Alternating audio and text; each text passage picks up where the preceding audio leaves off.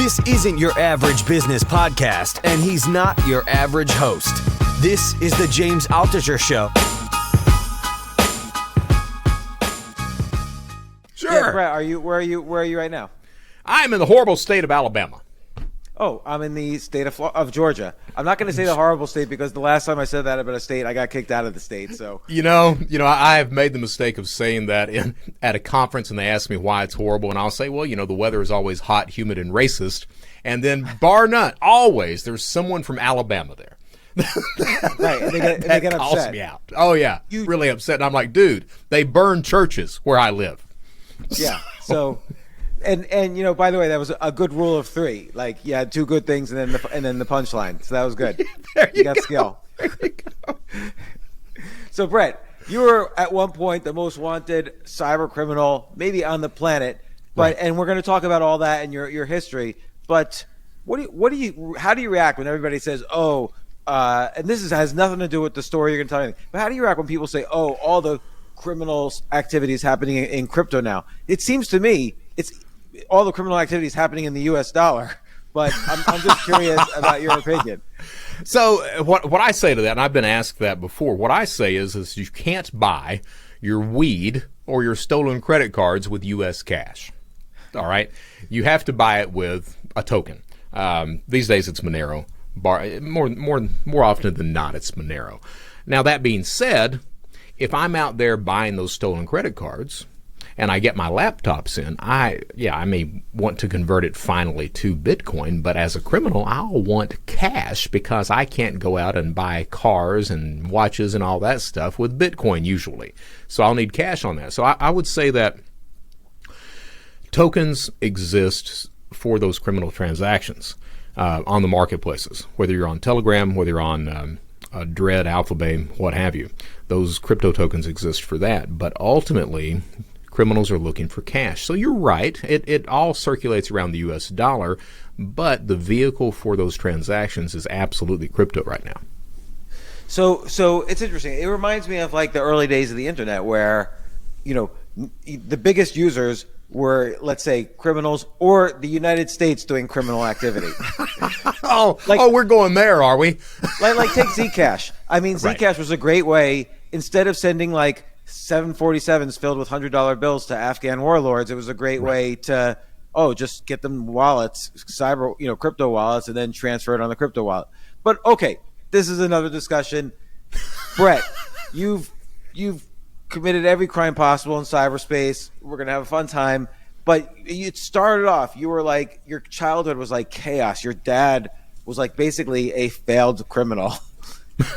Well, there were a couple of instances he was not successful. That's true. Right.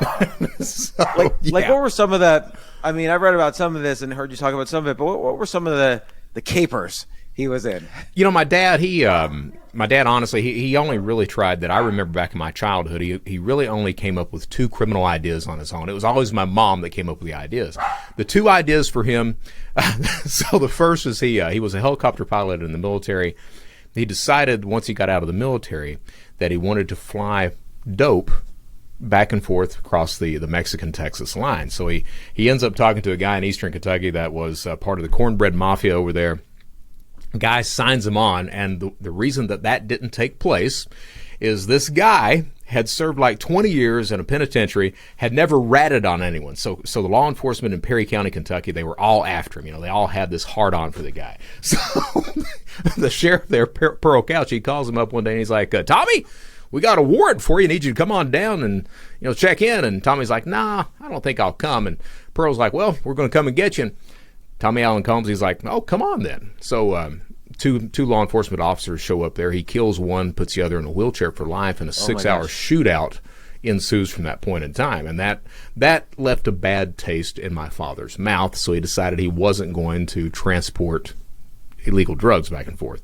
The second thing was my dad was watching 60 Minutes one night, and they had a segment on there about the drug trade in Miami. And they were showing the pallets of cash, the cocaine bundles, everything else. And my dad's just sitting there locked into it. My mom is looking at my dad like, what the hell is he watching? So my dad gets through watching the segment. He looks at my mom and he's like, I think I need to go down to Miami and be a cop. And my mom's like, I think maybe you do. So based on that alone, they sell everything they possibly can, rent a U-Haul truck, and go trucking from Hazard, Kentucky, down to Miami. We arrive in Miami the night that the Miami riots broke out in 1980. That same night is when we arrived. We checked into a hotel there as the riots were going on. The next day, my dad starts cop school. He comes back that day, and he's like, I think it's going to work.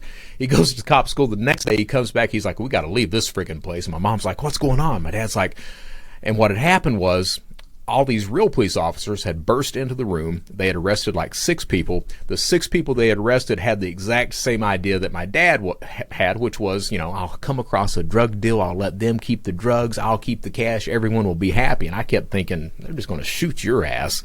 But that was my dad's. Now, how did the police know that the other? I mean, those cops were still in school. They weren't cops yet. They weren't cops. They were just people who were applying to become police officers. And come to find out, there's been a few stories over the years that have been like that. You get these people who have outstanding warrants who decide that they're going to try to apply to be police officers. So they fraudulently signed up for police school and didn't admit their warrant, their past criminal activities. Right. They've got some activities, some outstanding warrant, and sometimes the police department doesn't check. I mean, we've seen that pop up in the news over and over, whether it be school systems or police stations or hospitals, things like that. And you said your mom was the mastermind, though. Like, what was your mom up to?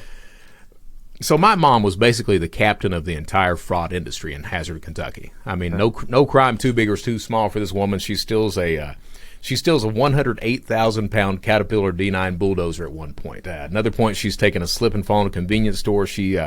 We had a neighbor she acted as a pimp for. That's my mom. I mean, no crime too. This is so. So how old were you? Like, you were seeing this happen. Like, for instance, I started when I was 10. My mom used to leave me and my sister home alone, and so just to kind of backtrack, I get the worst parts from my mom and my dad. My dad, he was so scared of my mom leaving that he would co-sign on to whatever she wanted to do. If she wanted to break a law, he would go ahead and agree with that. If she wanted to abuse someone, he wouldn't stop that. And my mom was an abusive parent. She was a very abusive parent. So that was my dad's problem. And I get the worst part from my mom and my dad. My dad, I get that fear of the people that I love leaving. And my mom, of course, I get that criminal mindset. And the way I began my life of crime, my mom leaves my dad. We went back to Hazard, Kentucky, and my mom used to go out and party a lot. And I was a kid who was scared she wasn't going to come back. And Denise, I was 10. My sister Denise was 9. Denise was the kid who was just angry all the time. So Mom had been gone for a few days. We didn't have any food. Denise walks in. She's got this pack of pork chops in her hand. And I'm like, where'd you get that? And she's like, I stole it. And I was like, show me how you did that. So she takes me over to A&P and she shows me how she shoplifts food. She's stuffing it down her pants, And don't they look for that? Like, if they don't, not for what, a 9-year-old? No, they don't look for that. I see, for a 9-year-old. Yeah. So that's where crime started. Mom comes home because we started with food. There was a Kmart there. We started stealing games and toys and everything else.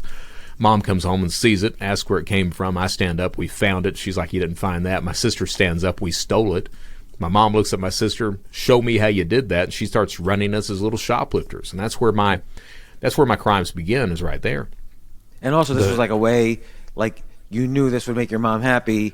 And you knew this is like, you had a reason now for your mom to come back, which is that you were a source of income a little bit for her. Well, I talk about my mom a lot, and any time that I do that, it really feels to me like I'm minimizing just how bad that environment was. Now, that's not to say that she didn't show love toward us. She did.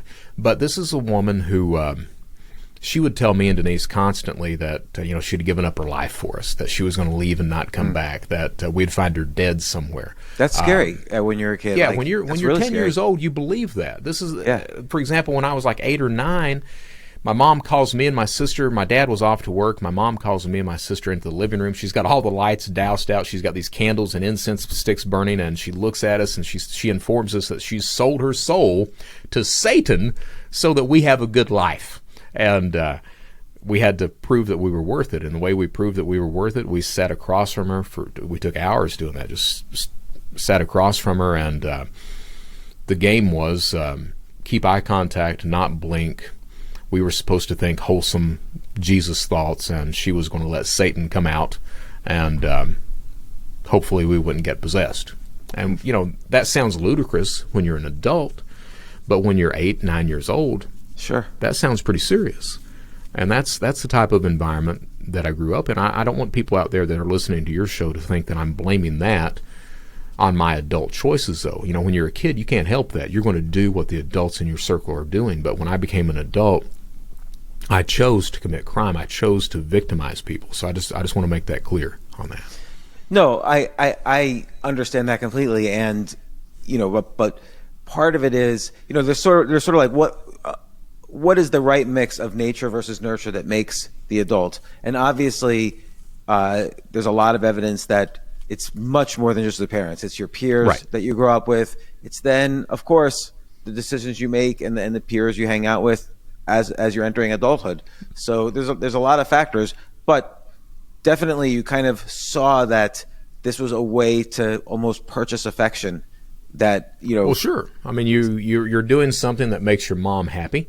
You're doing. Yeah. So my sister, other than that one shoplifting experience, she doesn't break the law. She goes off to be a good teacher, a good parent, everything else, and she gets away from home as soon as she could. I was the kid that always wanted to be by my mom, and part of that Eastern Kentucky mentality, that male-based society, is it's the male's job to do that. So I grew up in that type of environment, and you talk about my peers and everything. My entire environment, that side of the family, every single one of them was involved in some sort of scam or fraud. Every single one.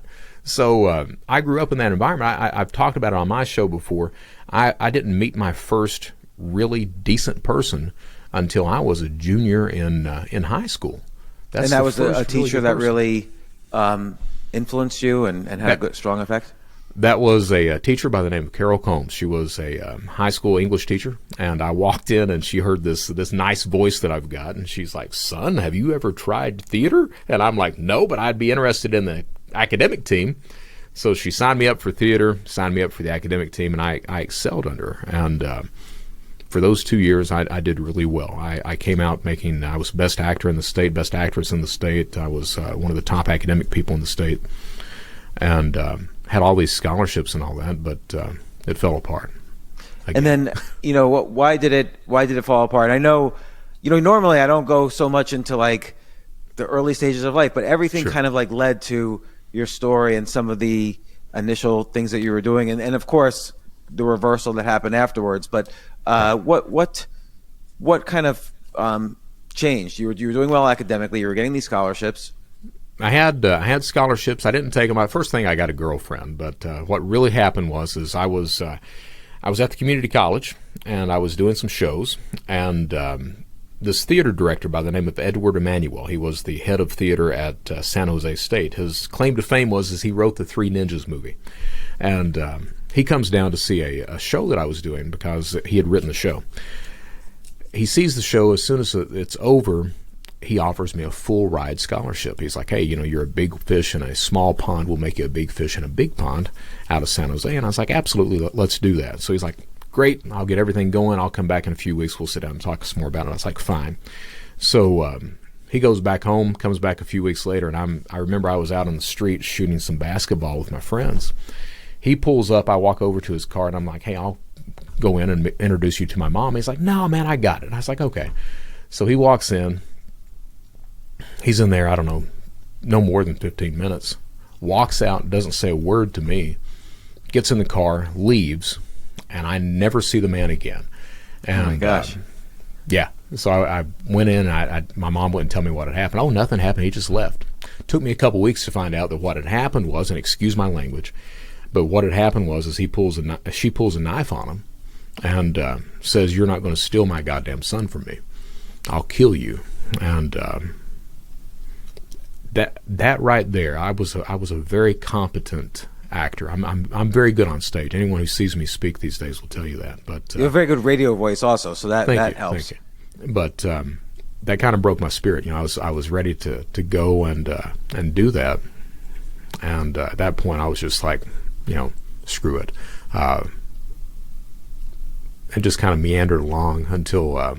But like when you heard about that what had happened, of course that's disheartening. What options did you see in front of you? Did you say to yourself, okay, well, I can maybe leave now and go somewhere else, get a job, build up some money, and then do acting or theater or whatever, or I could still go? Like, did you see any range of options, or did you think, man, this is just, I'm stuck? I think it was just that breaking of the will was what that was. My mom, again, it feels like I minimize it when I talk about it because I just tell these stories, and I don't want people to think it's just those types of stories. But, when like me or Denise would get a boyfriend or a girlfriend, like my sister would get a boyfriend. She was at Berea College, had a full ride. Berea's a free school, but she got a scholarship there and everything else. And my mom found out she had a boyfriend. My mom loads up in the vehicle, goes down there, walks into the president's office, and proceeds to tell the president that my sister is addicted to drugs, that she's prostituting herself to support her habit, that her quote-unquote boyfriend is actually her pimp, trying to get her thrown out of school. It almost does get her thrown out of school. My first real girlfriend was a preacher's daughter, and they were an outstanding family, and my mom finds out what their number is. She calls them up, starts cussing them out. Your devil worshippers, bam, bam, bam, trying to destroy that. And that was always what my mom was doing, as she viewed us more as property than anything else. We're her children.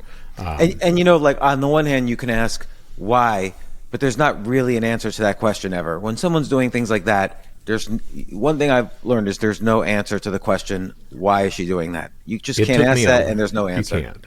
It took me a long time to accept that and my sister still has not accepted that. My sister wants an answer for why that kind of stuff happened, for why my father never stepped in and saved us. But you'll never get that answer, and at some point you've got to learn to accept that and to move on. And unless you can do that, I really don't see how you could ever overcome anything like that. And so how did you separate from this family situation?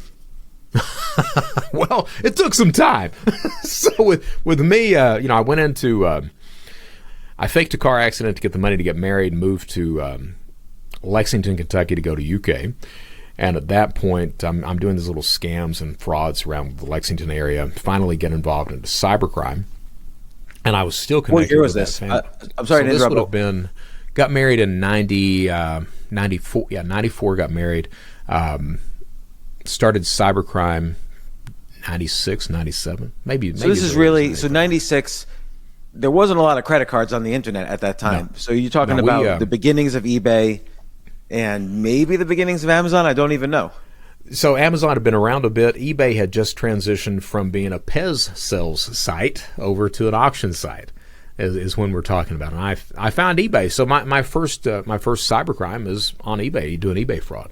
And it's so funny because, I've had on, for instance, Peter Thiel's been on the podcast. He started PayPal. So I've been on, talked to people who are the basically on the complete opposite side of the equation. Like PayPal's entire job, since their first group of customers were eBay buyers and sellers. So his entire job of PayPal was basically, how do you identify fraud and avoid it? And they couldn't. Honestly, right, they could. You can't in any case. All you could do is maybe best efforts. But so what would happen? Like, how did you identify eBay as? I guess because it was the only place where there was really a large number of transactions, and they were relatively small. That scams wouldn't be. It so often wouldn't be worth it to pursue the your money back if it's a $50 baseball card or whatever. So the way the way that I identified it, and you got to look at that history of crime that I've got. So I grew up with experience in insurance fraud and drug trafficking and like you faked a car accident. That was like you didn't even we just glossed over it, but yeah. So this was like it wasn't necessarily. I mean, of course, you probably thought, okay, some things are wrong, some things are right, because obviously, when you're faking a car accident, you realize you have to make sure you don't go to jail. Right. So, but it's not like maybe you had rationalizations like, okay, the insurance company's got trillions of dollars. I don't need to really think about this too much. It's just, this is how I know how to do it. Yeah. So, that moral compass as a criminal is very situational. All right, there are some things that I was willing to do, and some things that I was not willing to do. Turns out that as a criminal became more desperate, that moral compass becomes even more situational. You start to justify things, and I always justified my crimes by saying I did it for my sister, for my wife, for my stripper girlfriend. That was my justification. That I had no other choice. And I think what's important that people understand is that while a criminal, while I justify that, it's also important that I believe those justifications. I can't just say it and not believe it. I have to convince myself that that's true too. And it took me a couple years behind the fence to really understand that no, I didn't do it because of any of those things. I committed crime because I chose to. I certainly had other opportunities I could have taken. I just didn't. So I think that's an important thing to understand there. And I forgot your question, so no, please forgive me. But that answers it, which is understanding where is the moral compass when these things are happening. I don't think there is one. In prison, you see so there's a hierarchy of morality in prison. At the bottom of the pile are the pedophiles, the rapists, those who hurt people. All right. At the top of the pile, you've got the hedge fund fraud people, you've got big tier drug traffickers, things like that, and then you've got a hierarchy in between. It's no different in cybercrime either. If you're looking at these cybercrime communities like ShadowCrew or Dread or Alpha Bay or anything else like that, or Telegram, which is a new one these days, but if you look there, you've got that hierarchy in place as well. You've got the people who defraud governments and banks, and they're at the top of the tier. Then you've got the people who are scamming, just individuals, mom and pop shops, things like that, and those are the bottom feeders. And as such, you justify how good of a person you are by the type of crime that you're committing, and you'll actually look down on those other fraudsters. Hey, at least I'm not the person who's out there stealing from some old woman someplace. Which sounds great until you realize that, hey, yeah, I know for a fact that even though you're stealing from a government right now or a bank, you started your career by doing that. So you're really no better. And at the end of the day, everyone becomes a victim. That justification is very strong, and it's a necessity for a lot of these people to commit crime. There's a lot of people that say that criminals are sociopaths. I would disagree. I think that the majority of criminals are not sociopaths, that they have to have that justification in place that allows them to set that moral compass to the side sometimes and commit these crimes.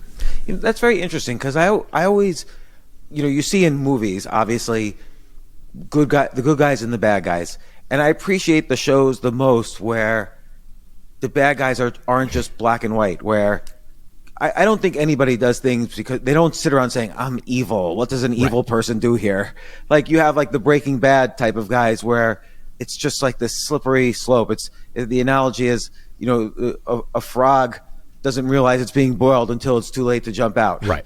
And it's just getting hotter and hotter, and then suddenly it's dead. But and for those, you mentioned Breaking Bad. Breaking Bad, that entire character arc is extremely truthful. I think that's a lot of the reason this thing starts. Walter White, he wants to support his family. So he figures that the only way he has to do that is to become a drug dealer. Now, we see that type of logic. I had that type of damn logic, but you see that almost very frequently in these criminal environments. Someone who has that cognitive dissonance, who convinces themselves this is what I have to do, and they shut every other option out that's out there. So they start with that thought process in mind, and they commit that crime. But as they go along, as they get better, they become that dedicated criminal. And I've talked about that a few different times. There's a difference. I use the analogy of there being a difference between you're hungry and stealing bologna to feed yourself and steak to feed yourself. One of them is the criminal mindset. The other one is just maybe out of necessity sometimes. So when you first started, so you first started getting involved in eBay. What was like the very first cybercrime? And I know there was like there was also a baseball card thing. Was that related to eBay or? There were autographed baseballs. The first one was, and I've people may have heard this story before, but what happened was I found eBay. I liked eBay a lot. I knew I was going to be able to make money on eBay. I just didn't know how yet. So I was watching Inside Edition one night. Bill O'Reilly's on there, and they're doing a segment on Beanie Babies, these high-dollar stuffed animals. And the one they were profiling was Peanut the Royal Blue Elephant, sold for $1,500 on eBay. And I'm sitting there watching like, man, I need to find me a Peanut. So I skip class the next day, go around to all the little Hallmark shops. I figure, there's got to be one in a bin someplace. Naive, just stupid. And takes me about 3 hours to go around Lexington and all the outlying areas to figure out, well, dude, he's not in a bin. They've got all the Peanuts on eBay for $1,500. So what happened was that I was looking around. I was like, oh, what am I going to do? Well, they had these little gray elephants for $8. So I'm like, So I bought a gray elephant for $8, stopped by Kroger on the way home, picked up a pack of blue RIT dye, went home, tried to dye the little guy, found out pretty quickly he was made out of polyester. You'd get him out of the bath, all the dye would run off. It looked like he had the mange. And, it was horrible. It was horrible. And what happened was I ripped a lady off. I found a picture of a real one online, posted it. She thought I had the real thing. She wins the bid. As soon as she wins the bid, social engineering kicks in. And that's one of the things you find about cybercrime. Cybercrime really cannot succeed without social engineering. The more skilled cybercriminals and scammers that are out there, and I'm no exception, I became a social engineer as a child because I had to navigate that adult environment that I was in. I'd use those tools as an adult later on to victimize other people. So this lady wins the bid. I don't want to be on the defensive. I want her on the defensive. So I sent her a message. Hey, congratulations, you win. By the way, we've never done any business before. I don't even know if I can trust you. What I need you to do, go down to the U.S. Postal Service, pick up a couple of money orders totaling $1,500. They're issued by the U.S. government. They protect you. They protect me. Send those to me. Once I get them, I'll send the animal to you. She believed that. She sent me the money orders. I cashed them out. I sent her this thing in the mail.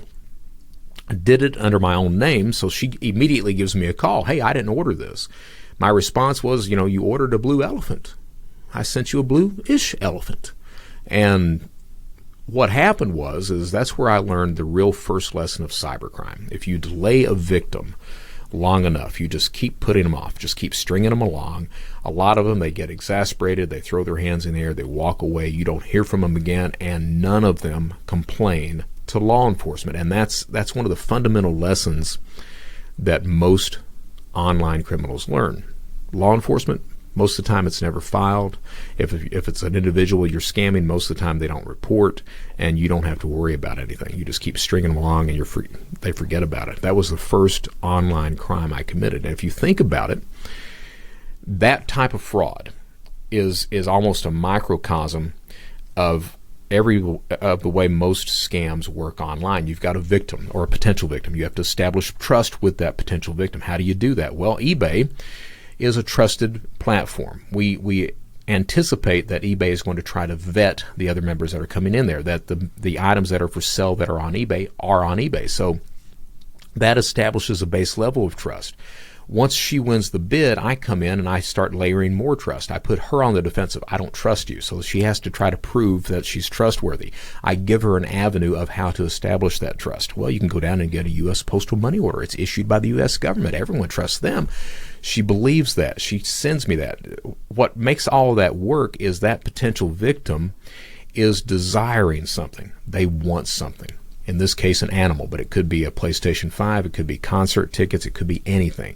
So that desire allows me to manipulate that victim enough to get them to react emotionally, not logically, not rationally. And that's typically the way that you're looking at romance scams working, PlayStation 5 scams, ticket scams, Zelle scams, everything else across the board. That's interesting. So, I mean, and it was interesting, this almost instinctive technique you used where you say, hey, you have to get me to trust you. So you kind of like throwing it on her. Right. It almost like wipes out of her mind whether she should trust you, because now her mind is so busy getting you to trust her. Right. And that's one of these techniques, put the onus on the victim. Instead of you coming out of the gate and having to worry about how am I going to convince someone to trust me, no, make them trust you. So that's the way that these things typically operate. You take Zelle fraud is a big one right now. You're sent an SMS message that looks like it comes from your bank. Well, because technology online is established through trust online is established through technology tools and finally social engineering. We trust our tech.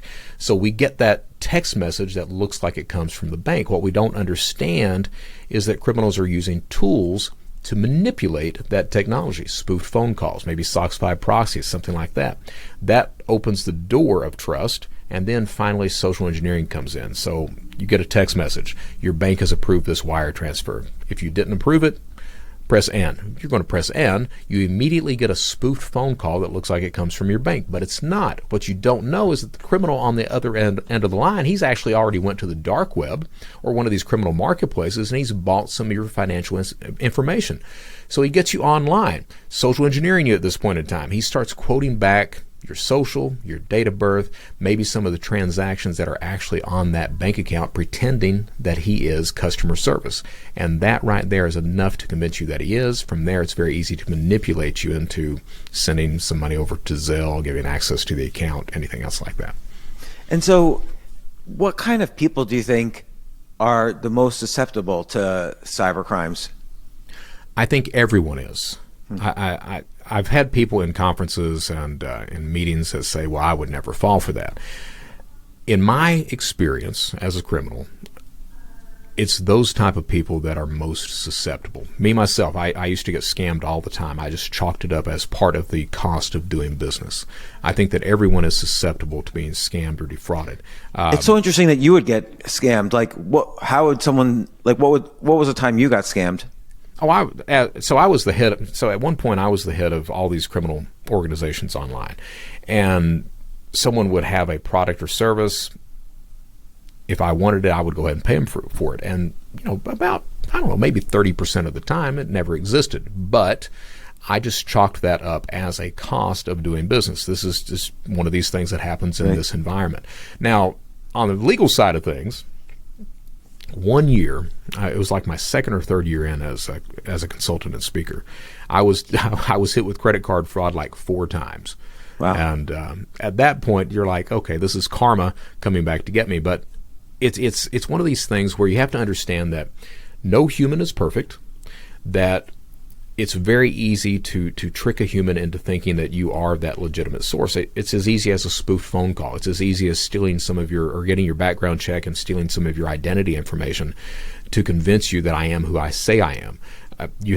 And because of that, we have to rely on the companies that are out there, on tools that are in place to help protect us, because we as humans are very fallible on these things.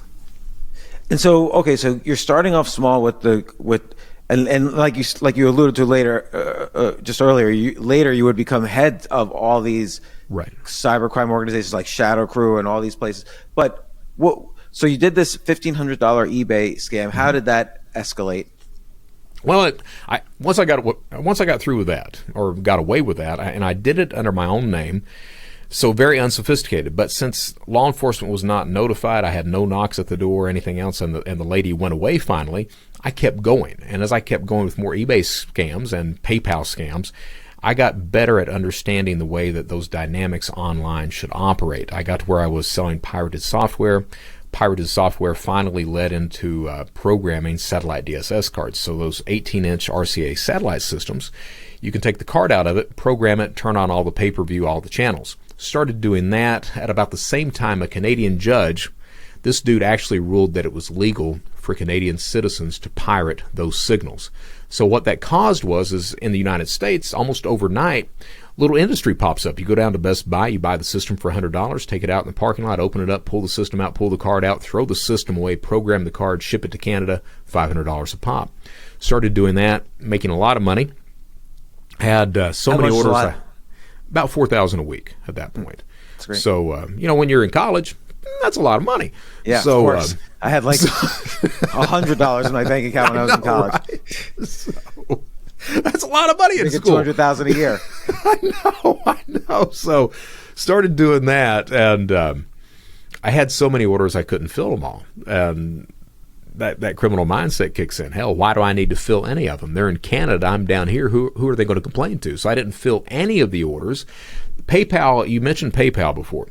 PayPal was the avenue to get people to pay you. For some reason, people trusted that platform, and you could wipe out, you could get people to send money through PayPal all day long on that. So and PayPal would not shut you down if you were defrauding people. And even if they did shut down, they got to where they shut down the accounts, and when they shut down the accounts, they would actually cut a check and send to the fraudster at that point in time.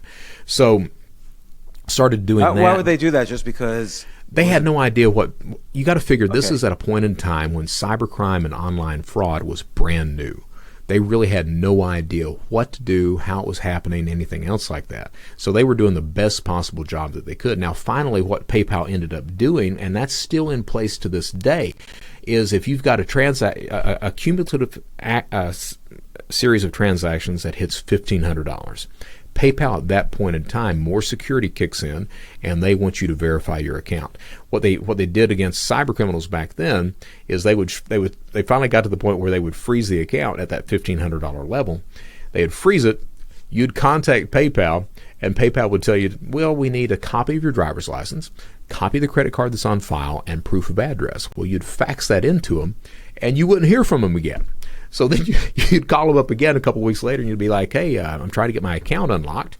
And they'd tell you, well, we need you to send a copy of your driver's license, copy of the payment instrument, proof of residence.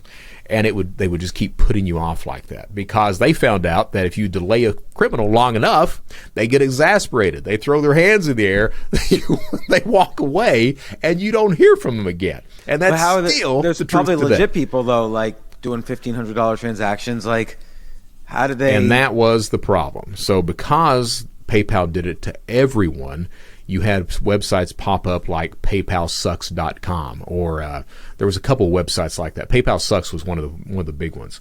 But that was an issue. PayPal really hurt a lot of legitimate customers with that type of friction that went in place. But it absolutely stopped a lot of the crime that was going on at the same time. So I started, to answer your question back on track there, started to not fulfill any of those orders at all. Got worried about money laundering. Thought I was going to be looked at for that. Figured the best thing I could do was get a fake driver's license, use that to open up a bank account, launder the money through there, cash out at the ATM. Had no idea where to get a fake ID. Got online, looked around, thought I found a guy, sent him $200, sent him my picture. Dude rips me off. And right. That's actually, it's interesting because you're obviously not going to report that to the police. Obviously. Right. So it's like some guy ripped me off on a fake ID. No. So selling tools to criminals is almost like police proof, because the victims are never going to report it. Ever. And you see that to this day, every single day on Telegram. There's probably 30% of all those criminal tools that are being sold don't exist. The scammers get money from the criminals, and they walk away scot-free with it. Absolutely. Still in place today. So I got ripped off, got pissed off, and the end result, the first website was Counterfeit Library. So Counterfeit Library and ShadowCrew, both of which I ran, are the precursors of today's darknet. Before those two sites come into place, the only avenue you had for organized online crime, and all online crime is organized, the only avenue you had was IRC, Internet Relay Chat, this rolling chat board where you had no idea who you were talking to, if you could trust them, if they had a product or service, if they had it, if it worked, or if they were just going to rip you off. ShadowCrew, other than being an eBay of criminal tools and products, ShadowCrew was the site that gave a trust mechanism that criminals could use, and that's still in place to this day. What do you mean a trust mechanism? So you think about it. If you don't know the person's name, if you don't know what they look like, you're never going to meet in person, you have no real way to ensure that they're not going to rip you off, because you're dealing with a fraudster. So how do you establish trust online in a criminal environment? The way that we did it is we gave a large communication channel, a forum type structure where you could reference conversations days, weeks, months old, learn from those, ask questions, take part in them.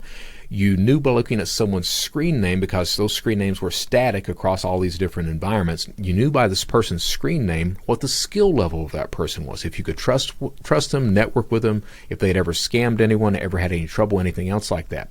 We had vouching systems in place, review systems in place, even escrow systems in place, all with that singular purpose of establishing trust with one criminal and another. At the same time, and it works like that to this day, at the same time, those environments are open source. It's all about people communicating with each other. So it's almost like a human botnet. You know almost immediately if, say, you're trying to defraud Apple, and Apple at that point in time is wide open. You know when Apple starts to put in new security that stops that, but you also know when a member is picked up by law enforcement, when they go missing, and it's broadcast almost immediately. So that open source of sharing and exchanging information about law enforcement, about potential targets and victims, about tools and services that are being used, that becomes a very good way and a good environment for individuals to go in and know that the other people they're working with and interacting with can be trusted.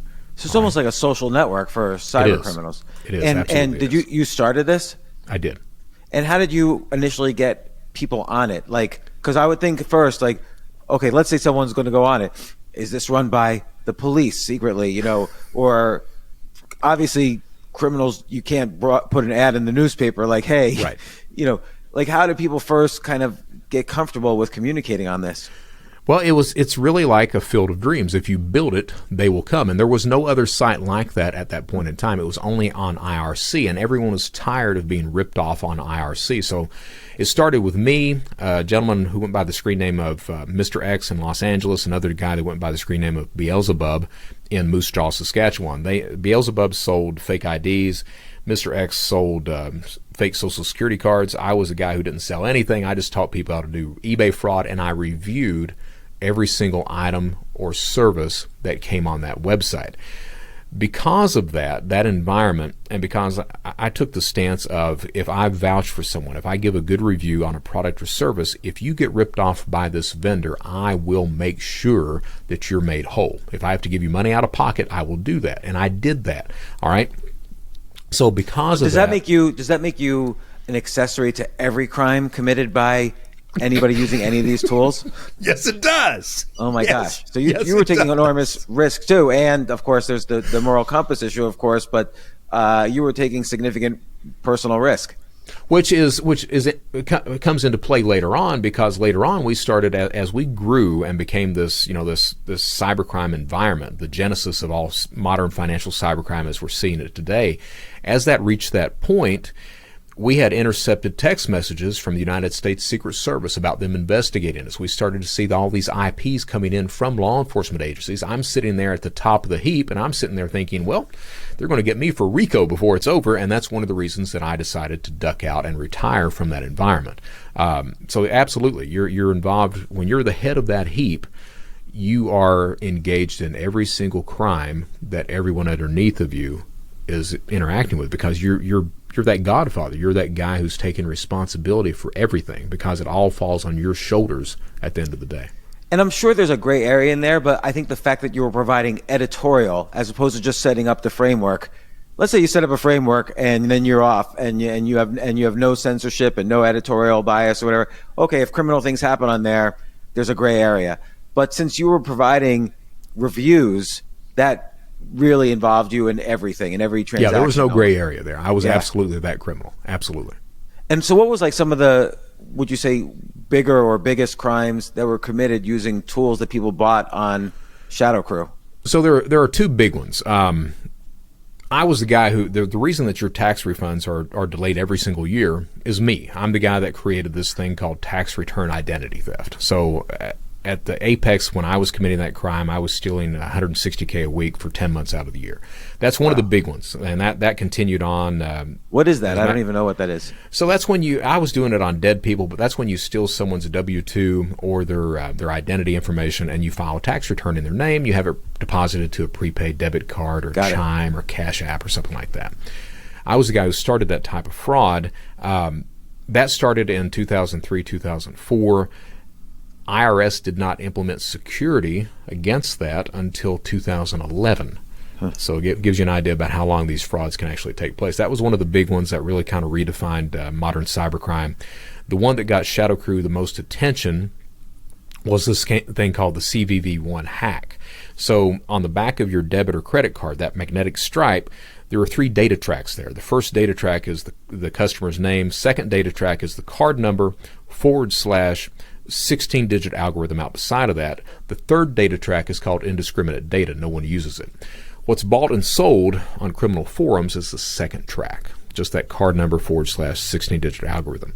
Now, we were doing a lot of phishing at that point in time, and we were back then when you were phishing someone out, you could ask anything that you wanted to. So a phishing attack would yield on just an individual. It would give the name, social, driver's license, mother's maiden, passwords, bank account numbers, everything else, card numbers, all that, pins. So we were getting the card number and the pin. For you to encode that and cash out at an ATM, you have to have that full track too. Well, we didn't have that 16-digit algorithm, but you have to have it to encode. What we found out, though, is that none of the financial institutions, and I mean none of them, had implemented the hash for track 2. So we had the card number. What you could do, you put the card number / and any 16 digits out beside of it, it would encode. You could take it to an ATM. We had the PIN, pull cash out. That was extremely profitable. To give you an idea, before that, we were doing this thing called CNP, so card not present. Basically, you order a laptop online, get it in. With stolen credit card, you get it in, cash it out, sell it on eBay. A good carder, which is what those people were called, a good carder could profit $30,000 to $40,000 monthly doing CNP fraud. Once we found out about that CVV1 hack, it was no longer $30,000 to $40,000 a month. It became $30,000 to $40,000 a day. And that is what got law enforcement attention at that point. So those were some of the big ones. We were the first group that, so we partnered with the Ukrainians. The Ukrainians are the people that are responsible for the modern credit card theft that we see. We were the people that hit, you name it back then. We were the people that redefined how eBay handled security, how PayPal. When you say you partner with the Ukrainians, like what did they provide? So there was this kid. His name was Dmitry Golubov. He went by the screen name of Script. He was a spammer, and he saw the success that we were having with Counterfeit Library. He liked that, and he had this idea. And his idea was, I wonder if people would buy stolen credit card details. And it turns out they will. So he picks up the phone, he calls his buddies, they call their buddies, and they ended up, 150 of these cybercriminals over in the Ukraine, ended up having a physical conference in Odessa. And they launched this idea for this thing called Carter Planet. Now, what you see with cybercrime, for cybercrime to succeed, 3 things have to take place. You have to gather the data, you have to commit the crime, and then finally, you have to cash it out. All right? That was the problem for the Ukrainians. They had the data through phishing, through things like that. So they had all the data. The crimes back then were not hard to commit because there was very little security that was in place. But because the Ukrainians had already committed all this fraud in that eastern part of Europe, every single card on the planet was shut down over there. Even if you were the legitimate card holder, you couldn't pull cash out of an ATM. So they had to reach out and start to try to find somebody to help them cash out. And that comes in with Counterfeit Library and then ShadowCrew. So one day I was head of Counterfeit at that point in time before we transitioned to ShadowCrew. And this individual named Script, he comes on Counterfeit and he starts saying, hey, I've got credit card details. We call it a COB, where you give me an address and a phone number. I'll make that the billing address and the phone number on the account. You wait 5 business days, you can order whatever you want to. We had never seen anything like that at that point. And most members on Counterfeit Library at that point thought it was law enforcement. It's simply law enforcement trying to set us up. Don't fall for it. So for the first week, that was the chatter across the board on Counterfeit Library until I came in, because at that point I was the only person that was doing any reviews. I came in and said, hey, I'll review the guy. So I got Script on ICQ. I was like, hey, you have to be reviewed. And he's like, what the hell is that? So I told him, in order to sell anything on this platform, you have to pass a review. And he's like, well, you review me. And I was like, yeah, I'm going to. So I gave him an address, drop address, burner phone number, waited 5 business days, tried to place an order, tried to defraud Dell for like $5,000. order failed. I went back to ICQ. I was like, hey, didn't work. He was like, well, give me one more chance. And I was like, okay, I'll give you one more chance, but if it doesn't work, that's your ass at that point. He's like, one more chance. So I gave him another drop address, another phone number, waited 5 business days, placed an order for Dell for $5,000, for Thompson's Computer Warehouse for another $4,000, so $9,000 total. Order went through and got it in within 2 days. Posted the review after that. And why do you think the first one didn't go through? I don't think he waited long enough, was what happened. Looking back now, I don't think he waited long enough for it to actually cycle through the system.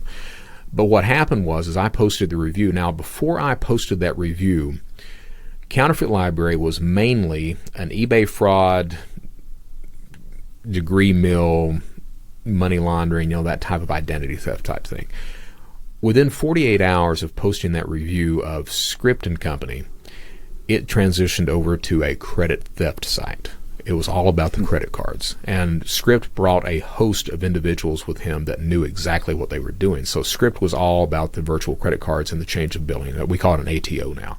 So he would provide and charge for the service of taking credit card information and making it legal. Taking stolen credit card information. Right. So you would take stolen credit card information and you would change the billing address to your drop address. You would change the phone number to a phone that you had in your control. All right. That was called a change of billing back then. These days they call it an account takeover. All right. An ATO. But so Script started doing that, and you had many sellers that did that exact same thing, many Ukrainian sellers that did that. And they typically charged somewhere between 5 to 10% of whatever the available balance was on that account. And you could typically cash out about 80% of whatever that balance was on that. So if the account had $10,000 on it, you knew you were going to be able to order $8,000 worth of product almost immediately.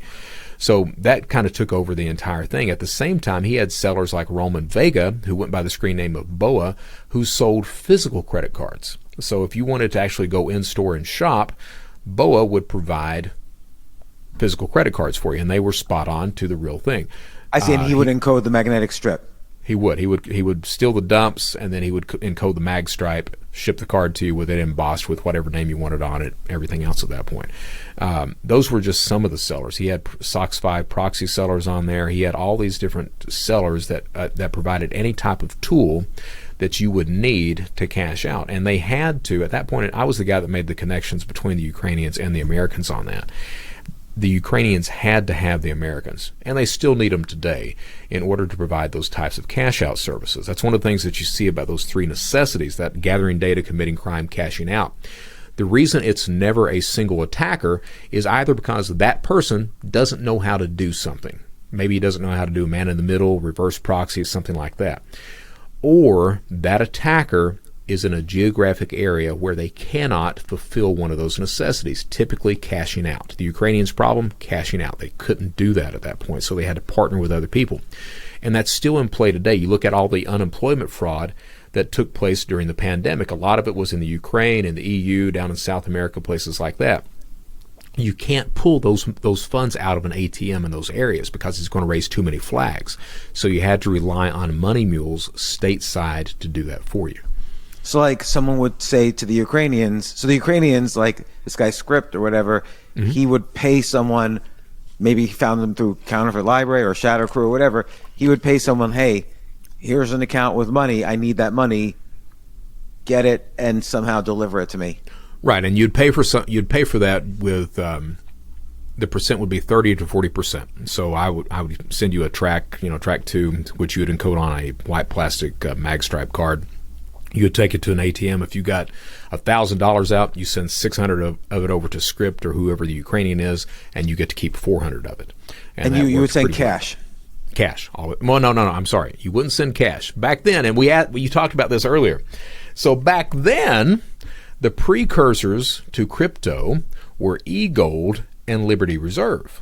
So you would fund someone's eGold account, or you'd send it to them by Western Union, or you'd go buy a prepaid debit card and you'd send them the track 2 data of that prepaid card. You'd load the card on your side so they could cash it out on their side. So those were kind of the mechanisms you would use, but typically it became the eGold, that precursor of today's crypto. And that's why you see today these criminal marketplaces, they started out operating using Bitcoin. Now they've all transitioned over to privacy tokens like Monero. And so, okay, so there's ShadowCrew, there's Counterfeit Library. You're getting bigger and bigger, obviously. Like there's probably a huge audience for these precursors to the dark web. What kind of happened next? It was getting bigger and bigger. Were you getting scared? Oh yeah. Or So were you cleaning up, or both? Well, I was stealing about $160K a week is what I got to the point I was stealing. What happened was we started to get law enforcement attention because of that CVV1 hack. All right, that $30,000 to $40,000 a day, all the eBay accounts we were taking over, the E-Trade accounts that we were cashing out, things like that. We started to get a lot of attention because between ShadowCrew and Carter Planet, we were the only cybercrime channels on the planet at that point. So, of course, law enforcement's going to come start paying us some attention. We intercepted text messages about them investigating us. I decided that I was going to What does that mean? That's a big statement. You intercepted law enforcement text messages. How did you do that? So, I won't call it a hack because it's not. But if you'll remember back around 2003, early 2004, Paris Hilton has her T-Mobile phone contact list published online.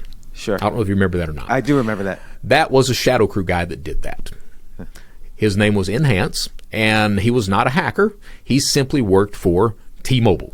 So he got her information, decided he was going to publish her phone contact list. Not only that, but in Los Angeles at that point in time, the United States Secret Service, they were using T-Mobile.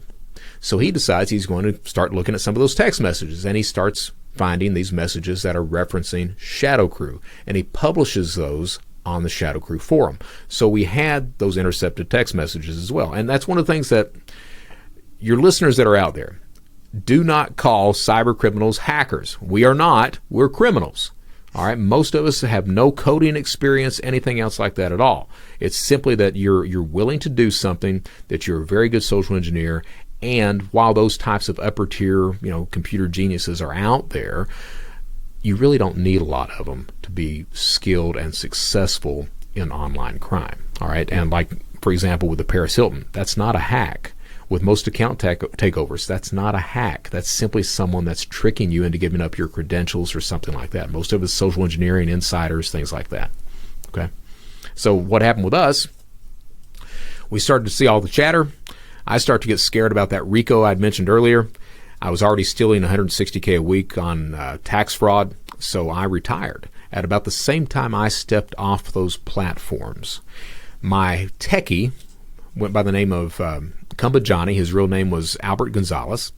My techie gets arrested doing the CVV1 cash out. He's in New Jersey, broad daylight. He's got a backpack. He's got a stack of white plastic cards. He walks up to an ATM, and he stands at this ATM for 40 minutes, putting one card in, pulling $20 bills out, stuffing them in a backpack, and it just so happens that across the street are two New Jersey cops.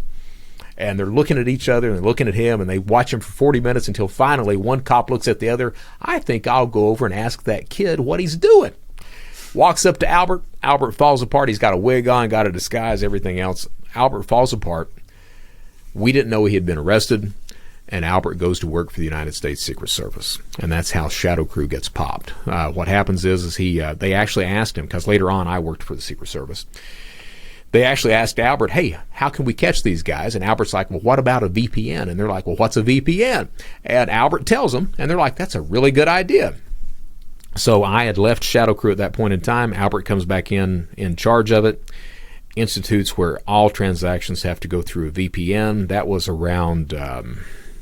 I guess that was probably April or May of 2004. August of 2004, Forbes has ShadowCrew on its front cover. Headline, Who's Stealing Your Identity? That's August. Wow. October 26th of 2004, United States Secret Service arrests 33 people, 6 countries, 6 hours. I'm the only guy publicly mentioned as getting away. They picked me up February 8th of 2005. Where were you? Like, were you on the run, or... I was hiding. I was not even hiding. I was living under an assumed name in Charleston, South Carolina, and they arrested me February 8th of 2005. Gave me a job. and I'm the guy that continued to break the law from inside Secret Service offices for the next 10 months until they. So why didn't they, since you had been kind of the ringleader of it all, why didn't they just put you in jail for what you did as opposed to working with you? Because you were the biggest. Sure. So here's the thing that you're going to that happens with drug dealers, happens with cyber criminals, with organized crime, everything else. The big guys know a lot of stuff, and they're really respected. So if no one knows that the big guy's been picked up, they oftentimes work with that person so they can come in and get more arrests on file, and that person will then get cooperation points when it comes sentencing time. So I potentially would not have served any time at all, but I was the guy that continued to break the law from inside Secret Service offices for the next 10 months. So when they picked you up, what was that moment like? What was happening? I had I'd been married for 9 years, and my first wife, I'd lied to her every single day. It took her 3 years to find out I was a crook. Next 6 years, I was telling her how I was going to stop. I will stop, just a little while longer, until finally I became that pure asshole. And I'd tell her, hey, you like spending the money, don't you? So she leaves me. And that fear that I mentioned before of being abandoned that my father always had, that hit. I caused it, but it hit. And I started seeing a psychologist because I was depressed and I was getting suicidal. Saw the psychologist for about 4 months. One night I got lonely and horny. I was 34. I'd never been to a strip club and decided that was the time. And I'm the idiot that fell in love with the first stripper that he sees, man. I walked in, she walked by, I'm like, that's the one for me. Well, because of that, I mean, I moved her in my house. After I moved her in, found out she was addicted to coke, not only addicted to coke, but prostituting herself to support her habit. And I've told that story for 5 years. And it was up until the first time I was really truthful about it and really admitted what I really needed to admit was with the Lex Friedman podcast. The truth of the matter is I loved the hell out of that woman. I mean, I did. I absolutely adored that woman, and I got it in my head. Back then I thought I could, you could fix somebody. I didn't know that. No, you can't fix somebody else. You're lucky if you can fix yourself. So I thought I could fix her. I thought if I did that we would both be together, and maybe I could fix myself, and we'd love each other, and everything would be just fine. But it wasn't. Did you think if you had enough money, that would alleviate not only your anxieties but hers, so she wouldn't need to do all these things? That it was just a function of money. I actually thought that I got it in my head that whatever she wanted, I'd give to her, and that would keep her mind off the drugs. Is what I thought. And I didn't know what that meant, but what that ended up meaning was every single night was $500 dinner. On weekends it was $2,000-$3,000 purse, $1,000 shoes.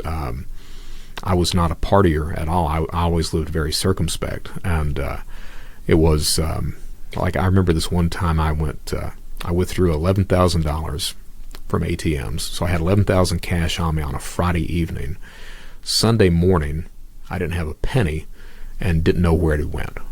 Had no idea. And I never used drugs or anything, but had no idea, just because it was, whatever she wanted. And I don't blame her for that. That was my choice to do that. But I went through all my stateside cash at about the same time that ShadowCrew got busted in October. I was absolutely broke by that point, and I couldn't go back onto the crime channels. I couldn't commit tax fraud because you can't file taxes after October 15th. Had to wait a few months for that. I couldn't go back into credit card theft because ShadowCrew had been busted, and we had no idea who you could trust on those forums anymore.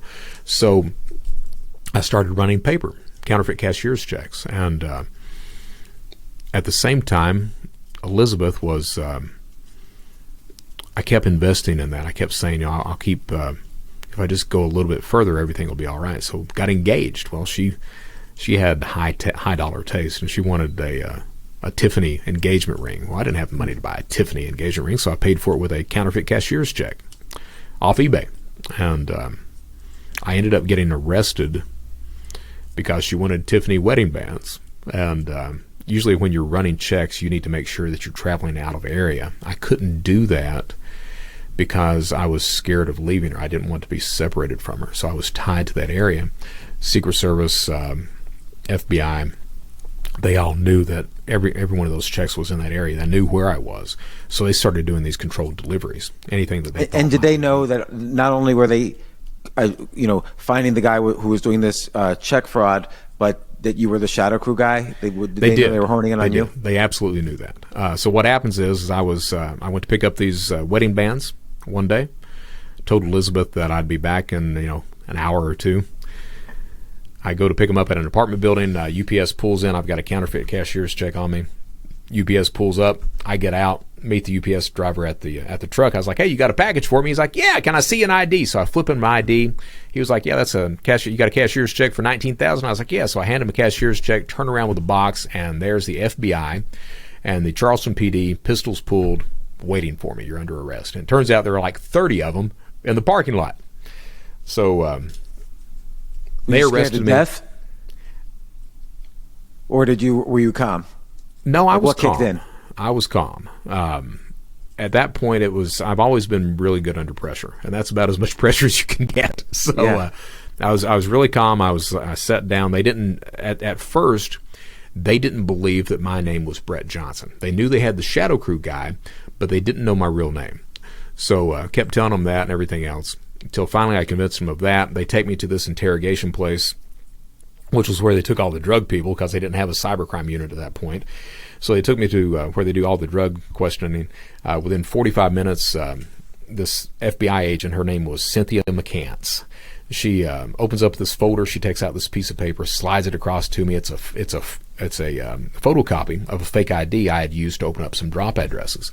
And she's like, "Does that look familiar?" And I was like, "Yeah, looks familiar, just a little bit heavier version of me." Well, as soon as I said that, the door opens up. These two Secret Service agents walk in, sit down, and they look at me. They were like, "We want to talk to you about some stolen credit cards." And at that point, I was like, "Oh, they already know who I am." So they let me sit in a county jail for a week. Two more agents fly in from New Jersey. They pulled me out of a cell. They looked at me. They were like, "We got your laptop." I'm like, "Yeah." "You got anything on your laptop?" I'm like, "Yeah." "What were you going to be charged for it?" I'm like, "Yeah, I figured that." Then one agent looks at me and he was like, "Is there anything you can do for us?" Well, I was arrested February 8th of 2005, and that was 3 weeks before I was supposed to be married to this girl. And like I said, I was nuts about her. So I looked at him, and my exact words were, "You let me get back with Elizabeth, and I will do whatever you want me to do." So they looked at me and said, "We're going to get you out." I'm like, "Okay." So they let me sit there for 3 months. Now, to get a taste weren't they worried, though, that if you sat there for 3 months, then the community would know you might have turned? They were. So how come they didn't just let you out right away? I honestly, I cannot answer that question. I have no idea what the answer for that was. All right. Maybe they were trying to negotiate on their side with their higher ups. I think they were.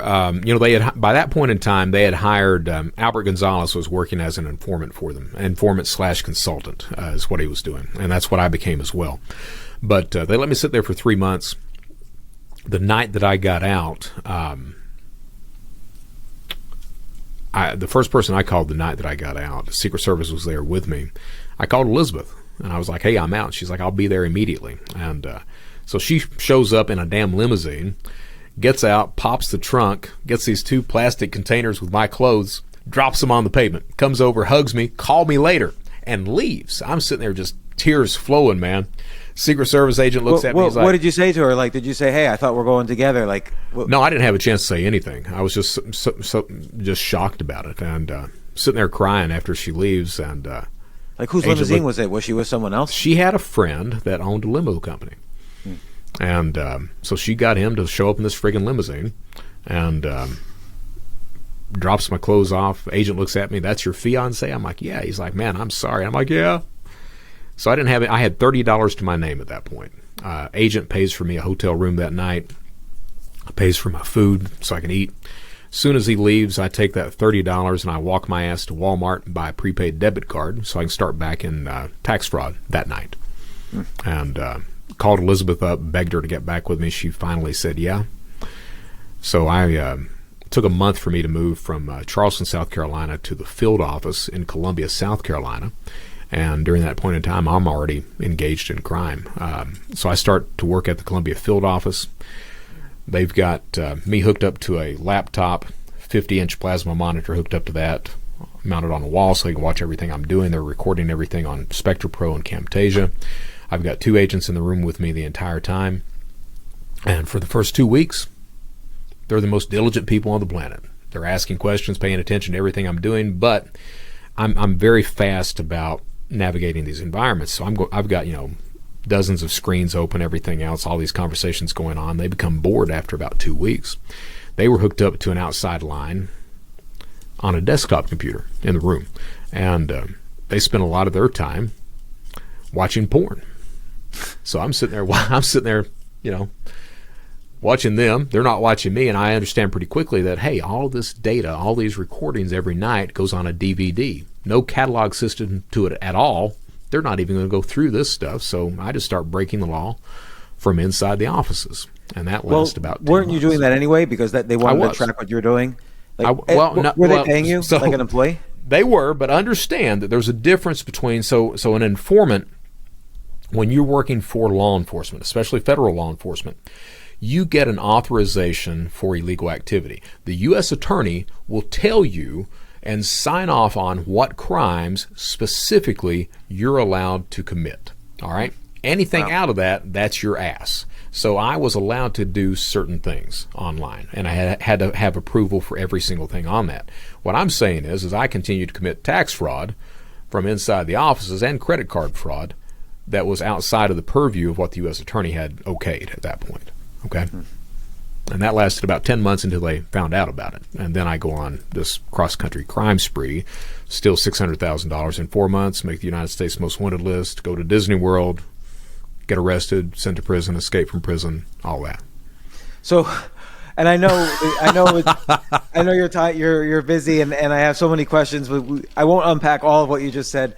But I won't unpack it all. That's another show entirely. Maybe that will be. But when you go on a cross-country crime spree, are you changing your identity or using like fake identities and stuff? I was. So initially I had to leave under my own name, but by the time I got to Dallas, Texas, I got fake IDs, bought a new car under those fake IDs, everything else, and proceeded to go like that.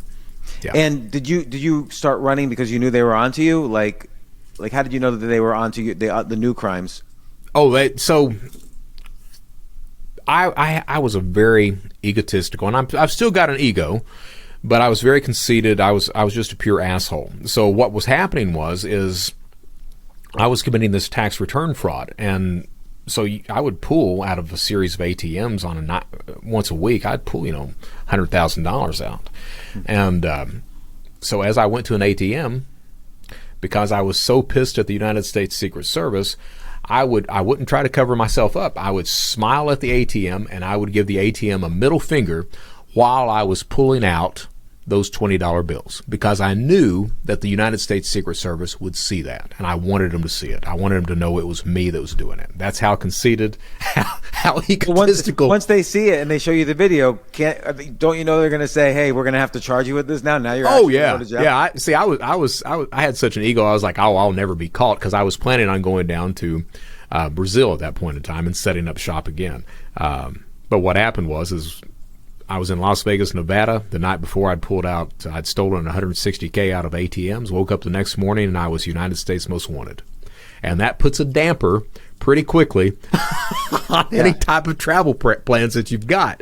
So I sat there, and I was looking at the screen where I was most wanted, and I literally said out loud, "Well, Brett, you've made the United States Most Wanted list. What now?" And I said it out loud. I was like, "I'm going to Disney World." So I drove from Las Vegas to Disney World, rented a timeshare with cash for 9 months, bought $30,000 worth of furniture to go in it, and lasted about 6 weeks, and they found me. And so this time when they brought you in, did they ask you to work for them again, or? No. Right. No, that job offer was over. So I went to prison, lasted about, I was at that prison for about 6 weeks until I escaped. And how do you escape from prison? So I had actually told everyone in the county jail, because I was in the county jail for like 8 months, I told everyone in the county jail that, hey, if they give me any more than 60 months, I'm not going to stay, because I knew I was going to be at a minimum security prison. I already been doing the research and everything like that. So I had my family and friends looking for a prison that wasn't supposed to have a fence around it, and I was going to try to get a job outside of the fence. So we settled on Ashland, Kentucky. I'm sentenced to Ashland, Kentucky. Get there, they've got a 14-foot fence around the top. I'm like, okay. So I go in, I'm talking to the guard at intake, and I'm like, hey, are there any jobs outside of the fence? And he's like, well, yeah, you can work in the National Forest. And I'm like, no, I'll die out there. And he's like, well, you can do landscaping. And I was like, I can run a weed eater.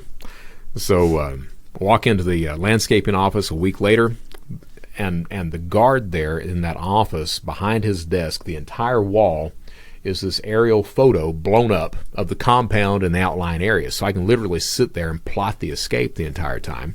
At the same time, my dad came back into my life. He shows up at my sentencing. I hadn't had a real conversation with a man in 20 years. So he shows up at my sentencing. He looks at me. He looks at the judge. And he's like, I want to make sure Brett gets a good start when he gets out. He's welcome to come and live with me. So he starts visiting me at the prison in Ashland, Kentucky. About the third visit in, he looks at me and he's like, I've been reading about you online. I'm like, yeah. He's like, yeah. He's like, that's a lot of money you've made. I'm like, yeah. He's like, you think you could teach somebody how to do that? Oh my gosh. And I used to say I thought he'd come back in my life and he just wanted to, make money. The truth of the matter is looking back now, and I'm on very good terms with my father. Looking back now, I think that was the only way he thought he could communicate with me. And I decided to manipulate the man into helping me escape. So he had $4,000 cash to his name. I got him to give me that, a change of clothes, a cell phone, my driver's license, and drop it off outside of the compound. And in exchange for that, I taught him how to do tax return identity theft. And did he get in trouble for helping you escape? He did not. Okay. He did not. They asked him, but he did not give up any information. I didn't give any information at all when I got caught either. So you escape. Obviously, they find you. What happened? Well, that's geez. I mean, this. So what happens is let's backtrack for just a second. Yeah. When I first got picked up at Disney World, I got thrown in the federal holding facility at the Orange County Jail. So all federal inmates. And this guy kind of takes me in under his wing. His name was Yeti. He was in there for meth, and we got to talking every day, and he's making sure I'm taken care of and everything. And he looks at me one day, and he's like, hey, the only time you get off in federal prison is the drug program. And I'm like, well, dude, I don't use drugs. And he was like, I think you can find a drug problem, can't you? And I'm like, I can find a drug problem. So they give me this thing called diesel therapy. So the transport from Orlando back to Charleston or to Columbia, South Carolina, I ended up stopping at probably 10 or 15 different county jails along the way. It's all to wear you out mentally and emotionally, physically, things like that. At every one of those county jails, on intake, they ask you, do you use any type of drugs? And I'm like, yeah, I'm alcohol and cocaine. So by the time I get to Columbia, I've got this paper trail of requesting help for my drug problems. My lawyer, public defender at that point in time, the only good thing he ever did was get a psychological evaluation ordered for me. So at county jail, the psychologist comes in. It's a four-hour interview. About halfway through, he looks at me. He's like, hey, you use any type of drugs? I'm like, yeah. Well, what do you use? Cocaine? Smoke or snort? Snort? How much? An 8-ball a day. And he looks at me and he's like, that's a lot. I'm like, yeah. He's like, you have any trouble out of that? I'm like, yeah, I can't get an erection. And he looks at me, and I got that from watching the movie Boogie Nights. That money shot at the end when Mark Wahlberg can no longer stand to attention. I'm like, that's got to be real. So I'm looking at him. I'm looking at the doctor. The doctor is looking at me, and finally I'm like, "Is that right?" And he was like, "It could happen." I was like, "Okay." And he's like, "Is it still happening?" I'm like, "No, not that I needed to work where I am." So that made it in my PSR, pre-sentence report. So the probation office and the prosecutor, they do this in-depth background check on every single criminal to tell the judge how much time they need to give you in prison. So that drug situation makes it in my PSR. And so what happens on my sentencing on all the cybercrime, The day of the sentencing, the prosecutor, I mean, he's pissed. He stands up and he's screaming at the top of his lungs. Johnson has manipulated the prosecutor, the Secret Service, and he's manipulating you today, Your Honor. We insist on the upper limits of the guidelines. Judge says yes, gives me 75 months. I'm like, so I looked at my lawyer. I was like, hey, can you get the drug program for me? He's like, I don't know. I'll ask. So he stands up. Will you order the drug program for Mr. Johnson? Judge is like, no, but I'll recommend he gets evaluated for it. I'm like, well, what does that mean? My lawyer's like, you're probably not going to get it. My exact words, well, how soon can you get me to the camp? Lawyer's like, pretty soon if you don't appeal. And I'm like, screw the appeal. Get me to the camp. I'll take it from there. He looks at me like I'm the biggest idiot in the world. So arrive at the camp, about the escape and everything else like that. Well, I'm arrested about 3 weeks after I escape. U.S. Marshals get me. They use the exact same pre-sentence report that was used in Columbia, South Carolina, because it happened so quickly. The escape did. At that, when I was arrested, I had a laptop. I had more stolen identities, more prepaid debit cards, things like that. And prosecutor stands up and he's like, Your Honor, we would appreciate if you take that in consideration when you sentence Mr. Johnson for the escape. The judge says no. If you were going to charge him with it, you should have charged him with it. I'm just going to consider the escape. Then he looks at me and he's like, Mr. Johnson, I have no idea why you did these things, but it looks like by you keeping your mouth shut right now, you're saving yourself a serious charge. And I'm like, yes, sir. Then he opens up the PSR and he's like, he starts flipping through it and he's like, it also looks like before you got involved with all these drugs that you were a pretty good citizen. And I'm like, yes, Your Honor. So he says, what I'm going to do is I'm going to give you 15 months on the escape, but I'm going to order the drug program for you. So the way it works out, I get 15 months on the escape. I get 18 months off because I'm in the drug program. So I ended up hitting the street about 3 months earlier than I should have. But the real good thing that happened is I go through the drug program. And it turns out the drug program was not about drug rehab. It was cognitive behavioral therapy. It teaches you that your thoughts determine your feelings determine your actions, and if you change your thought process, finally the actions change at the end of the day. And that program, it was a 9-month program, 24 hours a day, 7 days a week, all peer-reviewed. That program really helped change my life and helped me get me on the path that I'm on today of being able to turn my life around. And how do you change your thoughts? Like the thoughts sort of are very persistent. Sure. So, and there's a set of things that of these principles that they want you to start taking into consideration: empathy, gratitude, thankfulness, things like that, objectivity. So, for example, I mentioned at the beginning of our conversation how this cognitive dissonance of this is the only way I can do this. This is the only way I can make money. I have to steal. Or I have to do this credit card theft in order to pay my bills. Well, instead of thinking like that, sit back and consider, is that really the only alternative? Do you have anything else? Could you get jobs? For example, with me as a criminal, I didn't have to go into fraud. It's not like I'm an idiot. I had scholarships. I had all these different things I could have done. I just chose to do that. Once you start to accept responsibility, once you understand that, hey, it's not anyone else that causes you to act or think or do these things. You're choosing to do that. Once you accept that responsibility, I really believe that you have no other choice but to start to do the right damn thing. If you really accept that, hey, I'm the master of my fate. I'm the person that did this. I'm the person that chose to do this, and I can choose not to do this.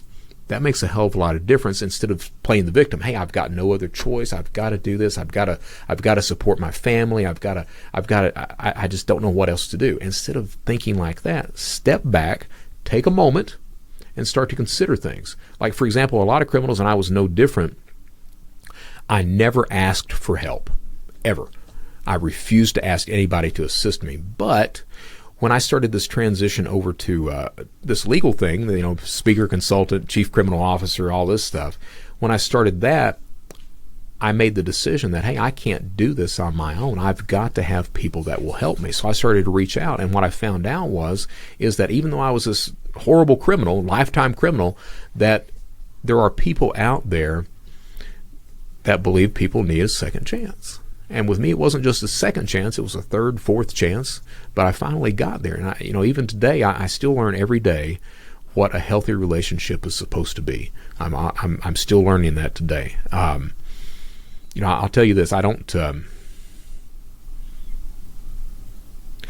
truly don't believe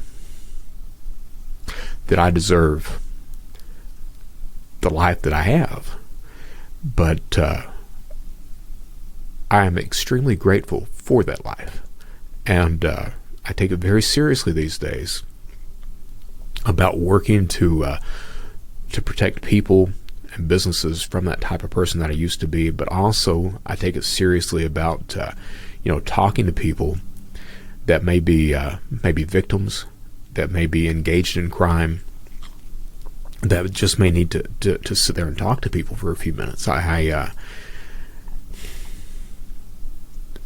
wake up doing that, and I go to sleep doing that, and that's what I do these days. I just I think if I've been granted and blessed with the things that I do now, that anything less than that would just be a disgrace.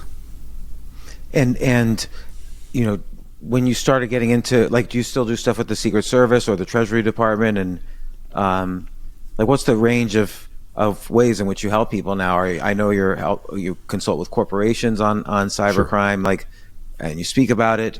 What are the range of things you do? I work with law enforcement, not Secret Service. They are still a little miffed. I got a grudge. they're still not happy. So, yeah. But I work with other federal agencies. That's consulting, helping with investigations. I work with security companies. I consult with security companies. I work with consumer groups. I'm speaking to the Texas state legislature next month, where I'm going to try to help get Telegram either answerable to U.S. courts or banned in the United States. I'm going to try to get better credit protections with children. I'm always working with something every single day to help victims and to help mitigate fraud and online crime. I work with Arcos Labs as their chief criminal officer. We do bot mitigation, because you're seeing these days more and more criminals are looking at automated ways to scale up their crimes. That's one of the things that people are worried to death about. ChatGPT, for example. So you see all these things in play that really need, I'm pretty unique. I've got this insight that most people don't have when it comes to identity theft, cybercrime, cybersecurity. And so bot security is a very interesting issue. Sure. Basically every company is probably infected with these sort of bots that are like sleeper cells. Like the criminals are waiting to awaken thousands of bots across a corporate network or whatever. Do these bots, how often, let's say you're a Fortune 100 company and probably all your computers are infected with bots from some criminal organization.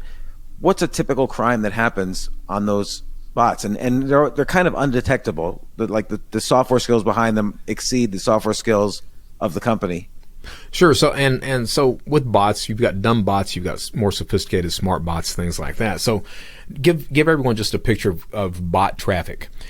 Overall internet traffic, probably 50% of that is bot driven. If you're on a merchant's website, not up to 90% of the traffic on that website can be bots. Now, not all of those bots are malicious. There are a lot of healthy bots that are out there, but there are malicious actors that are on there. So if you're looking at what a bot can do, it can do account creation. If you run a company that has rewards points like gasoline rewards or something like that, a human being trying to take over those accounts won't work. It's not profitable enough for that. But bots are very cheap to run. So you can have bots trying to brute force access to those sites or to check those different accounts to see if there's any rewards points or dollars associated with those accounts.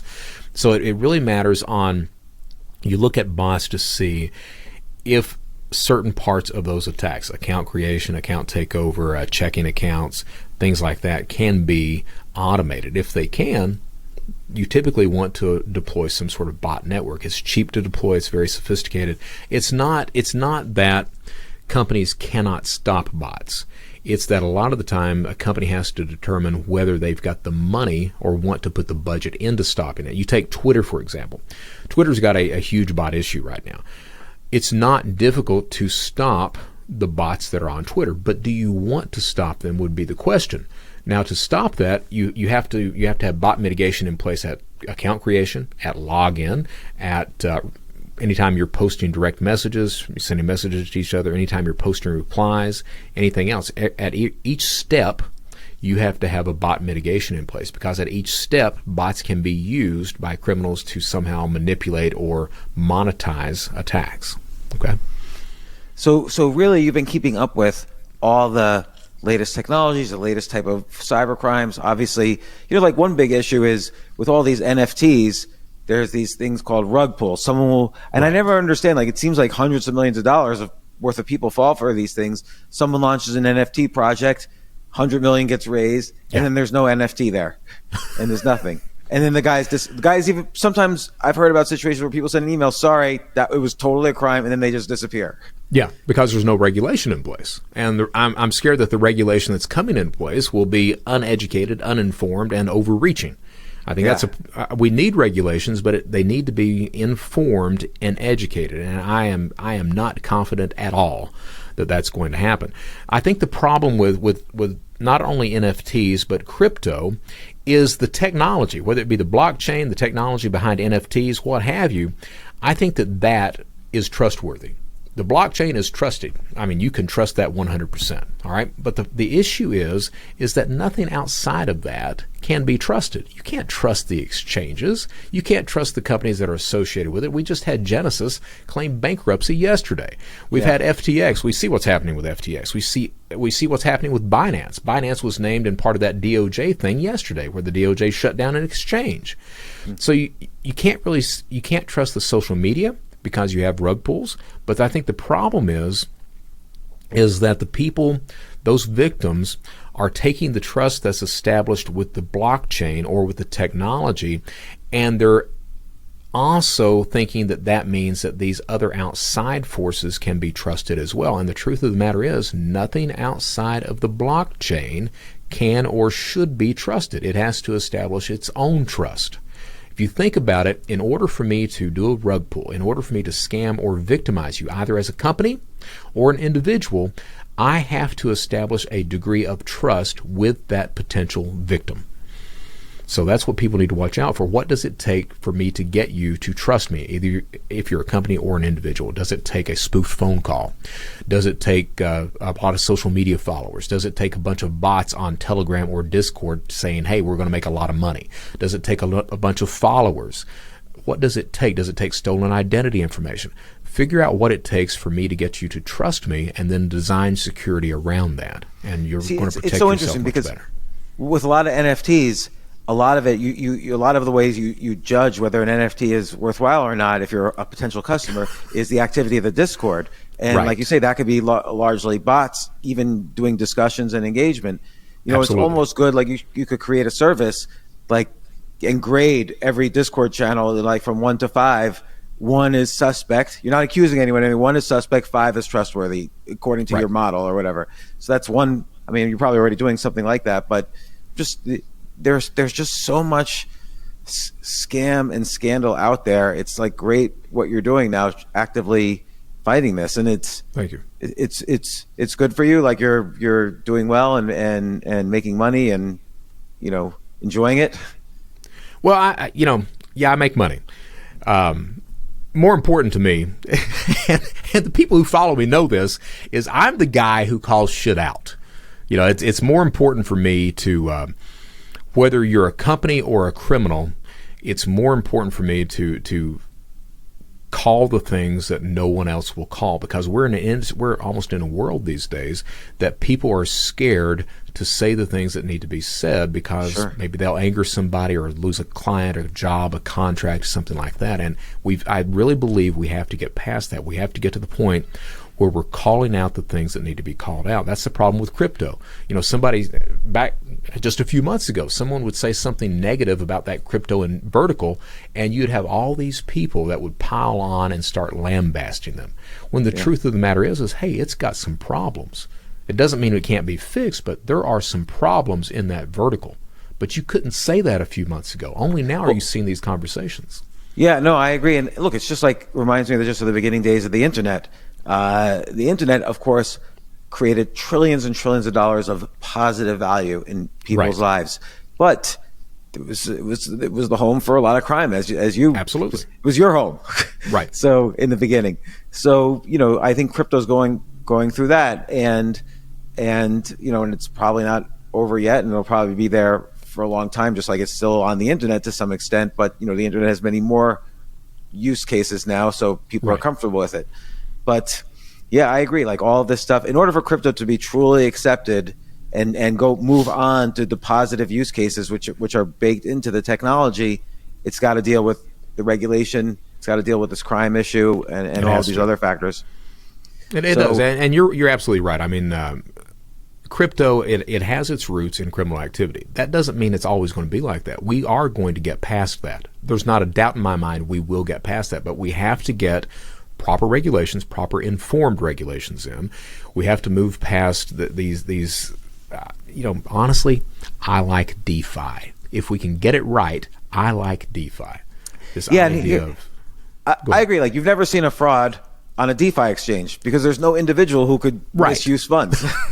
And so it's baked into the code. Everyone can see the code and say, oh, this is a crime in action. But the problem is, and people have heard me say this on the podcast before, the problem is grandma and grandpa in Main Street, Kansas, they are not going to use Sushi Swap to buy some random coin on a MetaMask wallet. Like, it's too hard for them. That is true. There needs to be sort of an interface or some front end, or maybe Visa gets involved or Fidelity or whatever, and makes it easier. And they're the ones who deal in their back office with the DeFi exchanges. Absolutely. So, I agree completely with that. Yeah. So and we'll get there. I mean, I really believe we'll get there. I don't think that we're anywhere near there right now. We've got this idea that crypto has this the overarching idea that it's going to change finance, that it's going to equalize people across the board. We have not seen that at all. And I don't know how we get to that point when you've got 2% of the wallets are holding 98% of the tokens that are out there. We have to figure out that problem and get past that too. And I think it will happen, but I don't know. I mean, I'm guessing it'll happen just like it happened with the internet. It's just we don't know the path that will take. Will it be some country where adopts crypto in a more mainstream way than El Salvador did? Is it some enormous use case that people get excited about that drives usage? I mean, basically, just like the internet, it basically needs 1 billion users to get acceptance. That's it. And it's just not there yet in terms of interface, in terms of use case. Even though the technology is great and it solves a lot of problems, it's also, like you're saying, solving a lot of problems for criminals. So that's something to watch out for. Yeah, I'm hopeful. I'm that guy that I used to be a criminal and everything else, but I'm still that optimist. I really believe that we will get there. I just think, as you said, I don't see what that path is right now, but I think that it will find its own path. Last kind of subject, and you just touched on it. Do you think criminals have to be optimists? I do, and I made the comment yesterday. You can be cynical. I was at a conference yesterday, and I made the comment that I see when I was in prison, I served time with men there who would never get out. They had lost their family, didn't have friends. They would never see outside of that fence again, and yet every single day, those men found something to be grateful about and something to be happy about. And today, and the reason I said that is today I see all these people that kind of wallow in self-pity, that they think about how bad their lives are, and I got to tell you, they're nowhere near as bad as what those men were going through. Yet they still found happiness, found something to be grateful about. The question: do criminals have to be optimists? I think you do. I really think it's a weird type of optimism, this victimizing other people. But every single one that I've ever met, not everyone, but the majority of them have been these guys who have been just optimistic about things. Mix that with cognitive dissonance, and you get a bunch of criminal activity. But that foundation of optimism, I think, is there in most criminals. Absolutely. And that's propelling you now into kind of the success you're finding and the message you're spreading and so on. And look, I'm sure many people benefit from interacting with you. Just hearing you talk, it's very inspirational, and I think I'm excited for what you're doing. So Thank you. Anytime you ever want to come on the show, let me know. Or if you need any help. Now you're saying that, I'm going to take you up on it. Of course, take me up on it. Could do this all the time. So all right. I really appreciate it. Brett Johnson, what's the best way for people to find you? Sure. Hey, you can find me on LinkedIn. My show I've had a hiatus on my show. I'm going to be back on Spotify and other podcast platforms probably the next week for the Brett Johnson Show. You can also find me at thebrettjohnsonshow.com. Okay, great. All right. Well, thanks very much, Brett. And I'm excited to release this episode. No, thank you so much. I'm honored and completely humbled to be invited on. I apologize if I asked too many questions. Hey, not at all. Not at all. I'm a curious guy. Thank you again. Thank you.